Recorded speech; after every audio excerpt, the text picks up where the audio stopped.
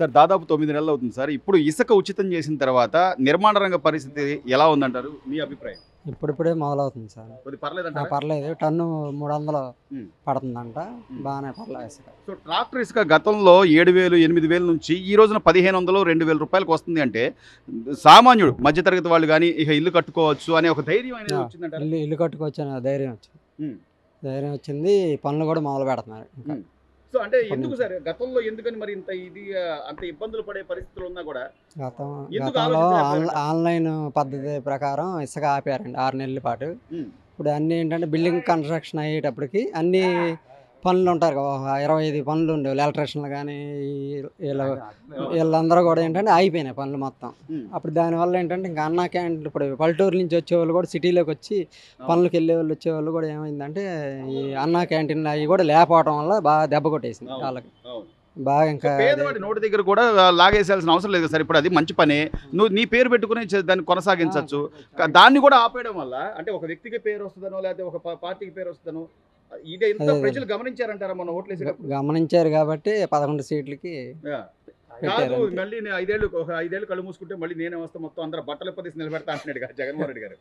ఆయన మాటలు తప్ప ఏముండదండి. ఏమండి? మాటలు తప్ప ఏముండదండి. ఆ. పనులు చేయడు. 2014 నుంచి పనులు బాగా జరిగినాయి. అవును. అప్పుడు ఇసుక కూడా ఫ్రీగా ఉంది. అవును. ఇప్పుడు అదే ప్రకారం 2019 వచ్చింది కాంచి ఉమ్. ఇసుక టైట్ అయిపోయింది. పనులు లేవు. అవును. ఈ కార్మికుల సంఘాలు చాలా మంది బాధపడుతున్నారు. అవును. ఏంటి దాన్ని బట్టి ఈయన వచ్చిన పరిపాలన ఉమ్. అలా ఉంది. మొండమోసింది. ఉమ్. ఆ. ఉమ్. ఆయనకి పరిపాలన విధానం తెలియదండి ఆయనకి. మరి కానీ అవకాశం ఇచ్చాం కదా. అవకాశం ఇచ్చాడు. ఒకసారి అవకాశం ఇచ్చారు. ఉమ్. అవకాశం దాన్ని నిలబెట్టుకోలేదు ఆయన. అవును. ఇప్పుడు దాన్ని ఇచ్చిన అవకాశం నిలబెట్టుకుంటే ఉమ్. ముందుకు సాగేది, పనులు సాగేది. అవును. రాజధాని చూసాను మొన్న వెళ్ళిన కిరాయిలు. అవును. ఇప్పుడు నిన్న 12 తారీఖు నుంచి పనులు కొద్ది సాగుతున్నాయండి. అవును. అంతకుముందు 2019 నుంచి 2024 దాకా ఉమ్. భూసాపం అయిపోయినాయి ఇన్ని. అవును. ఇసుక తవ్వేయటం. ఇప్పుడు నేను ఇక్కడే ఉన్నా, నేను ఇక్కడే ఇల్లు కట్టుకున్నా, నేను బాగా అభివృద్ధి చేస్తా అంటే జనాలు నమ్మారు. అప్పుడున్న పరిస్థితుల్లో ప్రతి వాళ్ళు నమ్మారు. అది బాబాయ్ హత్య జరగడం కానివ్వండి, లేకపోతే ఆయన మీద కోడి కత్తి కానివ్వండి, ఇన్ని అంశాలు ఆయనకు కలిసి వచ్చినాయి. సరే పోనీ నిన్ను జనాలు నమ్మారు, సీట్లు ఇచ్చారు 151 సీట్లు. దానికి తగ్గట్టు పరిపాలన జరిగిందంటారా సార్? దాని దగ్గర జరగలేదండి. ఉమ్. జరిగితే ఈ కొంత సీట్లన్నీ వచ్చాయి కదా. కానీ ఇప్పటికీ తెలుసుకోవట్లేదు కదా. ఆయన అంతే. ఆయన రాజశేఖర రెడ్డి గారు పరిపాలన వేరు. ఉమ్. ఆయన చూసి ఈయన వేశారు కొడుకని. అవును. ఆయన పరిపాలన అవును. ఆయన పేరు నిలబెట్టడానికి కూడా ఆయన ఇదయ్యాడు. ఉమ్. ఇప్పుడు తల్లిదండ్రుల పేరు కొడుకులు నిలబెడతారు. అవును. అలాంటిది ఉన్న పేరు కూడా చెడగొట్టాడు ఆయన. ఉమ్. ఆయన పరిపాలన అది. ఇంకా ఆలోచిస్తారంటారా జగన్మోహన్ రెడ్డి గారు? ఇంకా ఆలే 2020 ఇప్పుడు 2019 కూడా 2029 కూడా రాడు ఆయన. రాడు. ఇక జనాలు వచ్చానుకోండి. ఆ. ఇప్పుడు ఇప్పుడే కొద్దిగా వ్యాపారాలు సాగుతున్నాయి. చంద్రబాబు నాయుడు గారు వచ్చిన కూటమి ప్రభుత్వం వచ్చిన తర్వాత ఉమ్. అందరికీ పనులు దొరుకుతున్నాయండి, అందుబాటులో ఉన్నారు. ఉమ్. వైసీపీ గవర్నమెంట్లో అందరూ కూడా నష్టపోయారు. ఉమ్. ఆ రాజధాని చూసి బొత్స సత్యనారాయణ ఇదంతా శ్మశానం ఇక్కడే ఉందన్నాడు. అవును. అందుకోసం శ్మశానంలా కొట్టుకుపోయారు. ఉమ్. మెయిన్ చంద్రబాబు నాయుడు గారిని జైలు పెట్టడం ఈయనకి మైనస్. ఉమ్. అవును. మైనస్ అక్రమ కేసులు. తర్వాత ఈయన ఒక్కడే నాకంతా తెలుసు, ఎవరితో నా పని లేదు, ఈ వారంటీలు పెట్టాం, వాళ్ళు వేసేస్తారు అనేసి అనుకున్నాడు. కానీ అది భ్రమ. కంపల్సరీ కూడా ప్రభుత్వం వచ్చేదని అందరూ కూడా ఉమ్. ఇప్పుడు విజయవాడలో మండవమ్మ గారికి 58,000 వచ్చిందంటే అవును.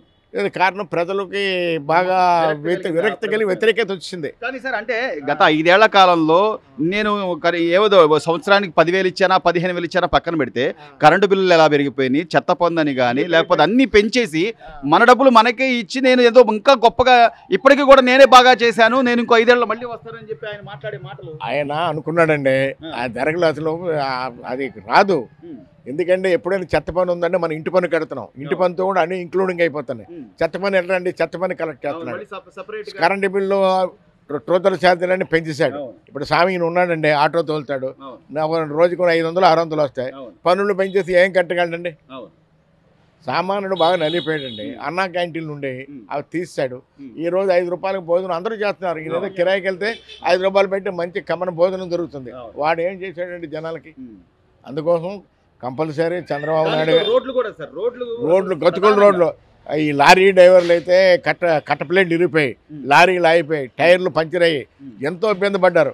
ఈ రోజు రోడ్లు ఎక్కడ చూసినా రోడ్లు బ్రహ్మాండంగా ఉన్నాయి. ఇప్పుడు పవన్ కళ్యాణ్ గారు ఉన్నారు, ఎక్కడో ఏజెన్సీ ఆ సాలూరు మొక్కవ ఏజెన్సీ ప్రాంతంలో అక్కడ ఎవరైనా ఒంట్లో బాగాలేకపోతే డోలీ కట్టి తీసుకొచ్చారు ఆదివాసులు.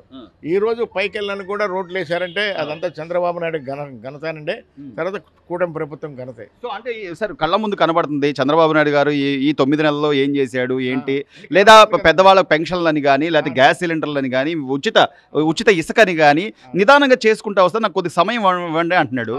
కానీ వీళ్ళు మాత్రం దొంగ హామీలు ఇచ్చారు అది ఇది అని చెప్పి రోజా గారు పేరు నాని గారు పదే విమర్శించడాన్ని ఎలా చూడాలి? వాళ్ళు విమర్శించి కొట్టుకుపోయారు కదండి. ఇప్పుడు పేరు నాని ఏమయ్యాడు, ఆ బియ్యంలో అక్రమంగా ఇరుక్కుపోయాడు. రోజా ఏమైంది, ఒక రోజైనా వాడిపోయిన తర్వాత ఒక రోజైనా బయటకు వచ్చిందా? రేపు కొడాలి నాని పరిస్థితి ఏంటి? ఇప్పుడు ఆల్రెడీ పోసాని కృష్ణమోహన్ ఉన్నాడు, వాడు విమర్శించాడు.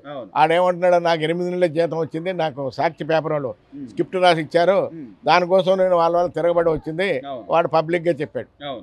అంటే ఇప్పుడు ఇంకా కళ్ళ ముందు ప్రజలు ప్రతిదీ ఆలోచిస్తారు, ప్రజలకు అన్నీ తెలుసు అనేది ఉన్నా కూడా ఇంకా మేమే వస్తాం అప్పుడు బట్టలు అంటే వాళ్ళు కళ్ళ గండం కానండి, కళ్ళలో ఏది నిజం అవదు.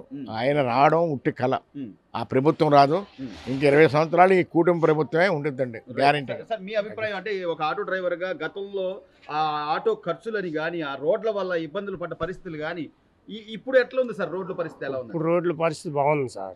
ఇప్పుడు ఎటు వెళ్ళినా సరే ఫ్రీగా తోలచ్చు, ఏంటి సర్వీస్ కూడా బాగుంది. ఇప్పుడు 2019 నుంచి 2024 వరకు కనీసం రోజుకి 600-700 సంపాదించడం కూడా కష్టంగా ఉండేది. మేము 2014లో రోజుకి 1500 సంపాదించాం చంద్రబాబు ఉన్నప్పుడు. 2019 నుంచి 2024కి వచ్చేటికి 600-700 తోలడానికి కూడా మేము చాలా బాధపడ్డాం. అప్పుడు రోడ్లు కూడా లేవు కదా సార్, రోడ్లు లేవు, ఏం లేవు. ఏమన్నా ఆఫీసర్ రావాలంటే భయపడేవాళ్ళు. ఇక్కడ మంగళగిరిలో చాలా వరకు అసలు ఐటీ హబ్ అని కానీ లేకపోతే పక్కనే అమరావతి దగ్గరే ఉంటుందని కానీ విజయవాడ నుంచి మంగళగిరికి కానీ సర్వీసులు చాలా ఉండేవి గతంలో మీరు అన్నట్టుగా 2014 నుంచి 19 వరకు. తర్వాత అసలు రాజధాని ఇక్కడ కాదు వైజాగ్ అన్న తర్వాత జనాలు రావడం మానేశారు. ఇప్పుడు మళ్ళీ రాజధాని అమరావతి అన్న తర్వాత పనులు కొద్దిగా సాగుతున్నాయి అంటారు. పనులండి ఇప్పుడు ఒరిస్సా నుంచి బీహార్ నుంచి ఇప్పుడు కొన్ని కార్మికులు వస్తున్నారండి. ఆ కార్మికులు రావడం వల్ల పనులు జరుగుతాయండి. అదే 2019 నుంచి 2024 వరకు వచ్చేటికి 2014 ఎప్పుడైతే ప్రభుత్వం దిగిపోయిందో అప్పుడు మళ్ళీ వాళ్ళు అంతా వెనక్కి వెళ్ళిపోయారు, పనుల్లాగా వెళ్ళిపోయారు. వెనక్కి వెళ్ళిపోవడం వల్ల ఇప్పుడు మళ్ళీ 2000 పనులు జరుగుతున్నాయి. కాబట్టి ఇప్పుడు మళ్ళీ ఒరిస్సా నుంచి బీహార్ నుంచి ఇలాంతా పనులు చేసుకుంటారు.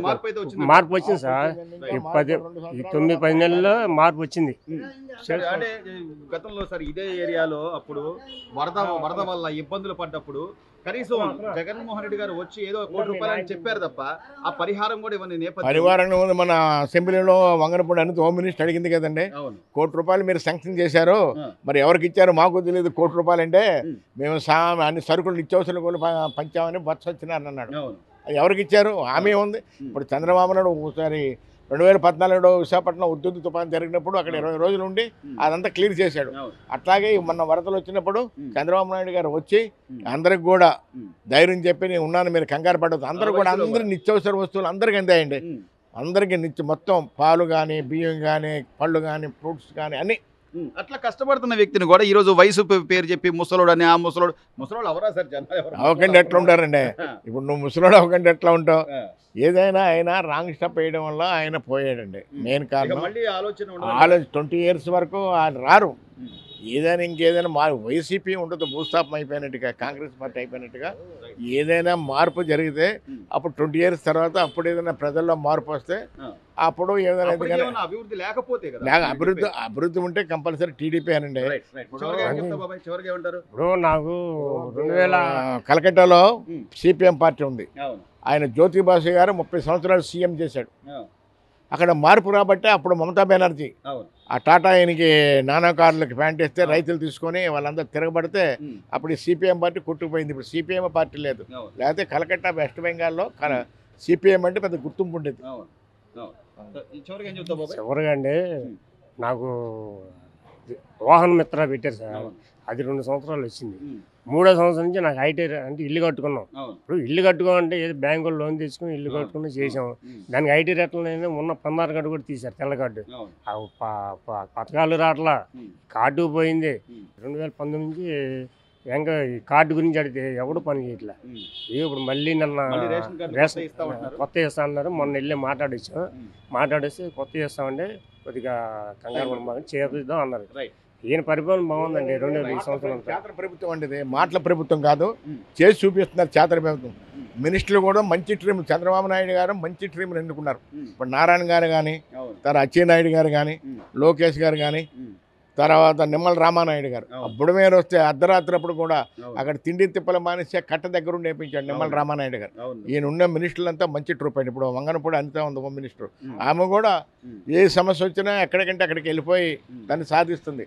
ఇది రుచ్చలివిడిగా గంజా అమ్మేవారు, ఈరోజు గంజాయి ఇంకా కంట్రోల్ చేసుకొస్తున్నారు. అసలు ఈ పరిస్థితి సార్ గత జగన్మోహన్ రెడ్డి గారి ప్రభుత్వ హయాంలో ఒక ఎమ్మెల్యే కానీ ఎంపీ కానీ బయటకు వచ్చి అసలు ఏంటయ్యా మీ సమస్యలు, లేదా ఆ నియోజకవర్గాల వరకైనా కనీసం తిరిగిన దాఖలాలు ఏమైనా లేవండి. అసలు ఎమ్మెల్యే ఇప్పుడు పూర్వం అంటే ఎమ్మెల్యే ఎంపీ ఎవరికి తెలిసింది కాదు. ఈయన ప్రభుత్వం కూడా ఈయన ఎమ్మెల్యే పలానా అని తెలిసింది. కానీ వీళ్ళు ఏం జరిగినా ప్రజల్లోకి వచ్చి నిత్యం ప్రజలతో ఉంటున్నారు, వాళ్ళ సమస్యలని పట్టించుకుంటున్నారు, ఏదైనా ఇమీడియట్లీ యాక్షన్ చేస్తారు. మార్పు చాలా బ్రహ్మాండంగా ఉందండి. ఇట్లాగా మా ఉమా గారు చిన్నదానికి పెద్దానికి వస్తారండి, అన్నీ ఎంకరేజ్ చేస్తారు. ఏం పనులు కావాలంటే చేస్తున్నాడు ఆయన. ఏ విషయంలో కూడా ఆయన ముందు ఉంటున్నాడు ఆయన ఉమా గారు. అలాగా ప్రజల్లోకి వచ్చి తిరుగుతామంటే తెలిసి ఉండదు. గత ప్రభుత్వంలో ఉన్నాడు మల్లాకృష్ణ గారు 5 ఏళ్ళు కూడా ఈ బజార్ రాలే ఆయన. ఏం వచ్చిన సమస్యలు అడిగిన పక్కన వాలంటీర్లు ఉన్నారు, ఏంటి గట్టిగా అడిగనుకోండి బాబు వాలంటీర్ వీళ్ళేంటి సంగతి చూడండి అట్టకి వెళ్ళిపోయిన రోజులు ఉన్నాయి. అలా కాకంటే మా ఉమా గారు ఉన్నారు, సెంట్రల్ బోండమ్మ గారు. ఏ పనికి వెళ్ళినా ఆ పని క్లియర్ చేస్తాడు, దాన్ని చేస్తాడు, దానికి ఆశ్రయిస్తాడు. అది మా కావాల్సింది ఏంటంటే ప్రజల మధ్యలో ఉండి ప్రజల సమస్య తీర్చేవాడు నాయకుడు అండి. ఇప్పుడు ఎమ్మెల్యే గారు ఉండంటే ఏ సమస్య వచ్చినా ఆయన ఆఫీస్కి వెళ్ళినా పలానా సమస్యను రాసుకొని ఇమీడియట్లీ పరిష్కారం చేసి ప్రజలకు అందుబాటులో ఉంటున్నారు. అట్లాంటి వ్యక్తి కావాలి కానీ మనకంటే ఎక్కడో ఆఫీసులో ఉండి ఆ పని చేయకపోయింది అట్లాంటి వ్యక్తి కాదు కదండి. అయితే ఇప్పుడు అభివృద్ధి మాట బ్రహ్మాండం జరుగుతుందండి, దానికి తిరుగులేదండి. ఈ కూటమి ప్రభుత్వం ఉంటుంది, చంద్రబాబు నాయుడు గారు చీఫ్ మినిస్టర్ కంటిన్యూస్గా ఉంటాడు, జ్యోతి భాస్కర్ లాగా అభివృద్ధి జరిగింది. ఈ రోజు మెట్రో వచ్చిందంటే అది చంద్రబాబు నాయుడు గారు పుణ్యమే. వర్క్ స్టార్ట్ చేస్తున్నారు విశాఖపట్నం కానీ విజయవాడ కానీ. ఐటీఐలు వచ్చామంటే వస్తున్నాయి, అశోక్ లేలండి అది మూతపడిపోయింది. ఈవేళ అక్కడ బాడీ బిల్డింగ్ అంతా మ్యానుఫ్యాక్చరింగ్ అయితే ఒక 22,000 మందికి 3,000 మందికి ఉపాధి దొరుకుతుంది కదా. కళ్ళ ముందు సార్ నేను ఏమంటారా అంటే కళ్ళ ముందు కనపడుతుంది, ప్రతిదీ కూడా కేంద్రం నుంచి మనకు సహకారం కనిపిస్తుంది. లేదా ఇక్కడ సీఎం గారే సాక్షాత్తు వచ్చి వినతులు తీసుకుంటున్నాడు, మీకు ఏం సమస్యలు ఉన్నాయమ్మా అని అడుగుతున్నాడు. డిప్యూటీ సీఎం ఇదివరకు సీఎం గారి వాళ్ళంటే పరదాలు కట్టి చెట్లు నరికి సింగనారం వస్తానంటే మొత్తం పరదాలు కట్టుకుని ఉండేవారు, చెట్లు ఎక్కడికో ఆపేసేవారు. ఇప్పుడు సీఎం గారు ప్రజల్లో మమేకం అయిపోయి ప్రజల సమస్య తెలుసుకొని వినతులు సేకరించి వారికి ఏం కావాలి ఇమీడియట్లీ యాక్షన్ తీసుకుంటున్నారు. ఇప్పుడు లేదండి, ఆ గుడి దగ్గరికి వెళ్ళాలంటే ఆ పక్క నుంచి ఆ పెనుమాక నుంచి వెళ్ళాలి. చాలా మంచి ప్రభుత్వం, ప్రజలకు ఉపయోగపడిన ప్రభుత్వం, నిత్యం ప్రభుత్వం ఉండిద్దండి. ప్రజలు కూడా మంచి పనులు చేస్తారు. ప్రజలు కూడా మీరు చివరిగా ఏం చెప్తారు అంటే ఇప్పుడు కొద్ది పనులు సాగుతున్నాయి, ఇక ప్రతి వాళ్ళకి కూడా ₹1 చేతిలో ఆడుద్ది అనుకోవచ్చు అంటారా? ఇప్పుడు పనులు సాగుతున్నాయి, ప్రతి ఒక్కరికి సాగిద్ది సార్. ఈ కూటమి ప్రభుత్వం ఏంటంటే 9 నెలలు అయింది కాబట్టి ఒకటి చేసుకొస్తున్నారు. ఇప్పుడు జగన్మోహన్ రెడ్డి ఏంటంటే ఆయన ప్రభుత్వం పడిపోయిందనే ఉద్దేశంతో ఏదో ఒకటి ఎలిగేషన్లా పెట్టేసి జనాల్ని మబ్బు పెడదామని చేస్తున్నాడు ప్రజెంట్. కానీ జనాలు అందరికి తెలుసు, ప్రతి విషయం ప్రతిదీ తెలుసు. ఏంటంటే ప్రతిదీ 9 నెలల నుంచి బాగా చేస్తాను. నేను సంవత్సరానికి 10,000 వేసాను, 15,000 వేసాను, నేను డబ్బులు ఇచ్చాను కాబట్టి వాళ్ళు ఓట్లు వేస్తారు అనుకుంటే మరి అభివృద్ధి పరిస్థితి ఏంటి, పిల్లల ఉద్యోగాల పరిస్థితి ఏంటి, ఇవన్నీ ఆలోచించారంటారు. అవన్నీ ఆలోచించలేదండి, అంత ఆలోచన ఇది లేదు ఆయనకి. ఒకసారి రాజశేఖర రెడ్డి కొడుకుని చూద్దాం, ఒక అవకాశం ఇచ్చి చూద్దాం, బాగా చేస్తాడు. ఎందుకంటే రాజశేఖర రెడ్డి మీద ప్రతి ఒక్కరు మంచి నమ్మకం ఉంది. ఎన్టీఆర్ గారు కానీ రాజశేఖర రెడ్డి ప్రతి ఒక్కరు నమ్మకం. ఆ నమ్మకం మీద ఏంటంటే ఓట్లు ఒకసారి చూద్దాం అని ఓట్లు వేసారు, చేశారు. కానీ అసెంబ్లీలో కూడా వ్యక్తిగతంగా విమర్శించడం చాలా బ్యాడ్ అయిపోయింది. మెయిన్ అప్పుడు ఈయన నవ్వుకుంటాం, తిడుతుంటే కొడాలని తిడుతుంటే ఇలాంటివి ఉండకూడదు. ఇప్పుడు కూడా ప్రభుత్వంలో వచ్చినప్పుడు రాజకీయ పరంగానే విమర్శించాలి. దానివల్ల ఏంటంటే వీళ్ళ ఒక అరాచకాలు ఎక్కువైపోయినాయి. ప్రతి ఒక్కరు కూడా ఏదైనా వాళ్ళకి ఎగెనిస్ట్గా మాట్లాడుతూ ఉంటే జగన్మోహన్ రెడ్డి గారికి ఏదో ఒకటి చేసే వాళ్ళని జైల్లో పెట్టేయడం అట్లా చేసేవాళ్ళు అన్నమాట ప్రజలు. అంటే ఇంత వ్యక్తిగతంగా నిజంగా ఇప్పుడు కూటమి ప్రభుత్వం అధికారంలోకి వచ్చింది. చంద్రబాబు గారు కూడా దాన్ని అవన్నీ గుర్తుపెట్టుకుని నన్ను అరెస్ట్ చేశాడనో, లేకపోతే జనాలను ఇబ్బందులు పెట్టారనో, లేకపోతే వాళ్ళ నాయకులను వాళ్ళ కార్యకర్తలు ఇబ్బంది పెట్టారని వ్యక్తిగతంగా తీసుకుంటే ఇప్పుడు జగన్మోహన్ రెడ్డి గారు ఇన్ని రోజులు బయట ఇప్పుడు ఉండేవాడు. జగన్మోహన్ రెడ్డి లాగా ఆలోచించుంటే, క్రూయల్ మైండ్గా ఆలోచించుంటే ఖచ్చితంగా ఈ పాటికి వచ్చిన 2-3 నెలల్లోనే మొత్తానికి ఈ 11-12 మంది ఉన్నారు పేటీఎం బ్యాచ్లు, కొడాలి నాని, పేరునేని నాని, వంశీ కానీ వీళ్ళందరూ ఇప్పుడు 3 నెలల్లో పెట్టేసేవాడు. కాదు ఏంటంటే ప్రభుత్వ పరంగా మనం విధాన పరంగా ఎవరో అన్యాయం చేసి చట్టపరంగా వెళ్ళాలనే ఉద్దేశంతో ఆలోచిస్తున్నారు కాబట్టి వాళ్ళు ఉండగలిగారు. ఇప్పటికి న్యాయంగా ఉన్నాడు కాబట్టి. దానికి తోడు అన్న చంద్రబాబు గారు చెప్తుంది ఒకటే, ప్రజలు మనల్ని నమ్మి మనకి ఈ రోజు అధికారం ఇచ్చింది, పరిపాలన చేస్తారు, రాష్ట్రాన్ని బాగు చేస్తారు. ఇది మన కాన్సెప్ట్ ఇదే ఉండాలి తప్ప వాళ్ళు ఏదో నన్ను ఇబ్బంది పెట్టారు, వాళ్ళని అరెస్టులు చేయాలి, వాళ్ళని ఇది చేయాలంటే అసలు ఆ తరహా ఆలోచనలు చేస్తారంట. ఆ తరహా ఆలోచన మనం చేయడండి చంద్రబాబు నాయుడు గారు. ఎందుకంటే ఆయన విజన్ ఉన్న మనిషి. 40 years బాగా ప్రతి ఒక్కరు ఐటీ రంగం కానీ ఏదైనా సరే తెలియంది కూడా తెచ్చారు, చదువుకున్న వాళ్ళకి తెచ్చి ఆయన చూపించాడు. కాబట్టి ఏంటంటే ఆయన జైలు వేసినప్పుడు కూడా ప్రతి దేశం నుంచి కూడా ప్రజలు నినాదాలు ఏంటంటే ఆయన ఎలా అక్రమంగా అరెస్ట్ చేశారు అని. మరి ప్రభుత్వంలో వచ్చిందా చివరిలో ఏం చేశాడంటే ఓట్ల గురించి అని జగన్మోహన్ రెడ్డి గారు అలా చేశారండి. ఏది మనకే వేయాలి చంద్రబాబు నాయుడు, నేను 18 ఏళ్ళు జైల్లో ఉన్నా కాబట్టి చంద్రబాబు నాయుడు కూడా ఉండాలి అనే ఉద్దేశంతో ఆయన కక్షపూరితంగా చేశాడు. పనులు అయితే సాగుతున్నాయండి ఇప్పటి నుంచి సాగుతున్నాయి. మనం కూడా వాళ్ళ అధికారం వచ్చిందా టైం అవ్వాలి కాబట్టి 9 నెలలు అయింది కాబట్టి ఒక్కొక్కటి చేస్తున్నారు. ఇప్పుడు రేపు మార్చి ఏప్రిల్ నుంచి కూడా ఈ లేడీస్కి 1500 నెలకి వేద్దామన్నది కూడా తల్లికి వందనం కూడా అమలు పరుస్తున్నారు. ఆయన చంద్రబాబు నాయుడు గారు చెప్పారు, చెప్పింది ఖచ్చితంగా చేస్తాడని మంచి నమ్మకం ఉంది కాబట్టి ఇచ్చారు అధికారం.